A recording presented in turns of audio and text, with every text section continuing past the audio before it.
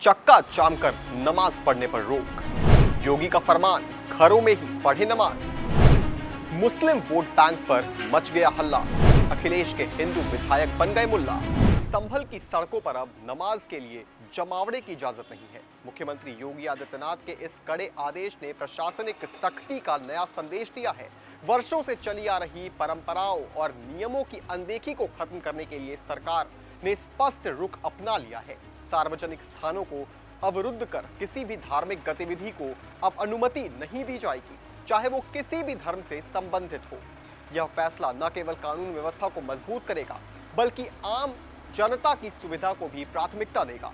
CM Yogi Adityanath का ये आदेश आया और इधर अखिलेश और लालू की पार्टी ने वोट बैंक को साधने के लिए एक नए स्तर पर वो गिरने को तैयार हो गए। कोई हिंदू नेता नमाज पढ़ रहा है तो कोई हिंदू नेता अपने वोट बैंक को खुश करने के लिए खुलेआम मुल्ला बनने को तैयार है। देंगे आपको इस खबर से जुड़ी पूरी जानकारी, पर उससे पहले आयन भारत को सब्सक्राइब कर लीजिए। नमस्कार, मैं हूं आपके साथ स्नेहित। आयन भारत देख रहे हैं आप।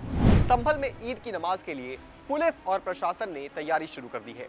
ईद की नमाज से पहले पुलिस की ओर से दो चीजों पर स्पष्ट पाबंदी के आदेश दिए गए हैं।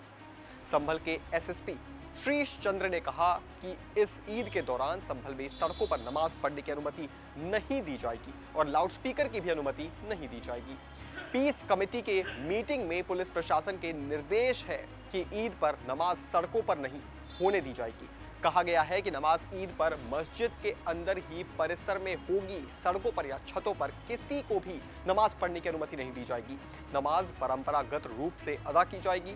संभल के अलावा मेरठ में भी सड़क पर ईद की नमाज पढ़ने पर सख्त कार्रवाई की जाएगी। एसपी ने सख्त कार्रवाई की चेतावनी दी है। वहीं संवेदनशील इलाकों में जहां अधिक मुसलमान रहते हैं, वहां अतिरिक्त फोर्स तैनात और सुरक्षा सुनिश्चित की जा रही है। नमाजियों की निगरानी सीसीटीवी, ड्रोन और लोकल इंटेलिजेंस से होगी। मेरठ में पुलिस अधिकारी ने कहा है कि सड़क पर नमाज पढ़ने पर पासपोर्ट और लाइसेंस जब्त कर लिए जा सकते हैं। पिछले साल 200 लोगों पर आदेश न मानने की वजह से मुकदमा हुआ था। ये तो हुई सीएम योगी से जुड़ी खबर। अब जरा अखिलेश से जुड़ी खबर भी आपको बताते हैं।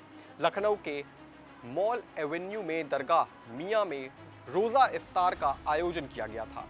इस पार्टी में रोजादारों के अलावा बड़ी संख्या में लोग शामिल हुए थे। समाजवादी पार्टी के विधायक रविराज मेहहोत्रा ने भी इसमें केवल शिरकत नहीं की, बल्कि रोजेदारों के साथ बाकायदा नमाज पढ़कर इफ्तारी भी की।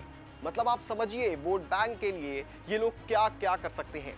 कार सेवकों पर गोली चलवाने वाले बाकायदा मुसलमानों के लिए नमाज पढ़ रहे हैं। ये तो इन्हीं समाजवादी पार्टी ही नहीं, बल्कि नमाजवादी पार्टी कहा जाता है। अब जरा बिहार की प्रमुख विपक्षी पार्टी आरजेडी से जुड़ी खबर भी सुन लीजिए। बिहार में मुजफ्फरपुर जिले के मीनापुर में पूर्व सीएम लालू प्रसाद यादव की पार्टी के विधायक राजीव कुमार उर्फ मुन्ना यादव का भी एक वीडियो सोशल मीडिया पर बड़ी तेजी से वायरल हुआ। राष्ट्रीय जनता दल के विधायक ने खुद को तो मुन्ना बताते हुए कहा कि उनकी जनता उन्हीं मुन्ना यादव, मुन्ना कुमार या मुन्ना जी नहीं, बल्कि उन्हें मुन्ना खान, मोहम्मद मुन्ना खान कहकर बुलाती है। ये बात उन्होंने गर्व के साथ कही और बताया कि ये सुनकर उन्हें खुशी होती है।